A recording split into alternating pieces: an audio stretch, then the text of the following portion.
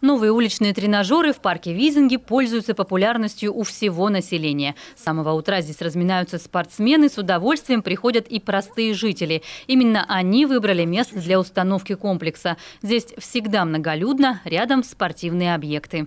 Дети часто приходят, занимаются, им это нравится. Очень хорошо, что их поставили. И взрослые тоже ходят, и бабушки, и все.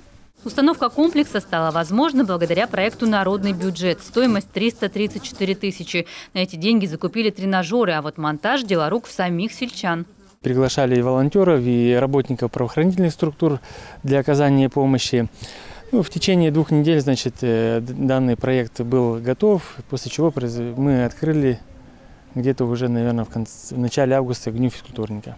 В детском саду с помощью регионального проекта «Народный бюджет» заменили 10 старых окон на современные стеклопакеты. Впервые за 40 лет старые рамы рассохлись и пропускали холод. А на самом большом перекрестке, где установлен единственный в Визинге светофор, облагородили тротуары. Дорожки выложили брусчаткой, установили арт-объект. На площадке для молодоженов планируют еще поставить скамейки и фонари. Выделенные республиканским и местным бюджетом средства потратили только на материалы. Это и есть главное преимущество народных проектов.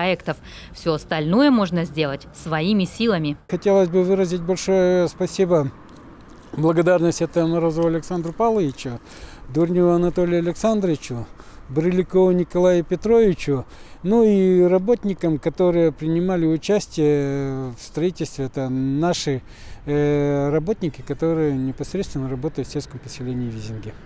Кто-то привозил песок, кто-то разравнивал этот песок, кто-то укладывал.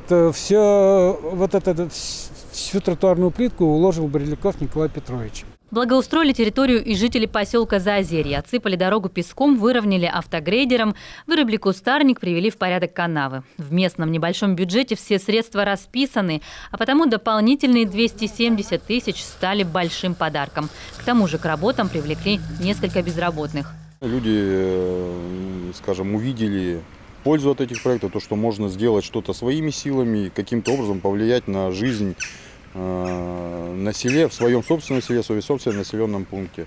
То есть это очень хорошее подспорье. Новыми красками заиграла территория музея Ивана Куратова. Провели обрядовый праздник «Гажа-валяй». Этим летом в Сысольском районе реализовали сразу 6 народных проектов, каждый в пределах 300 тысяч рублей. Администрация района в этом году снова объехала поселение и собрала уже новые заявки. На рассмотрение республиканской комиссии отправили 18 проектов. Ольга Коняева, Олег Костромин, телеканал Юрган, Сысольский район.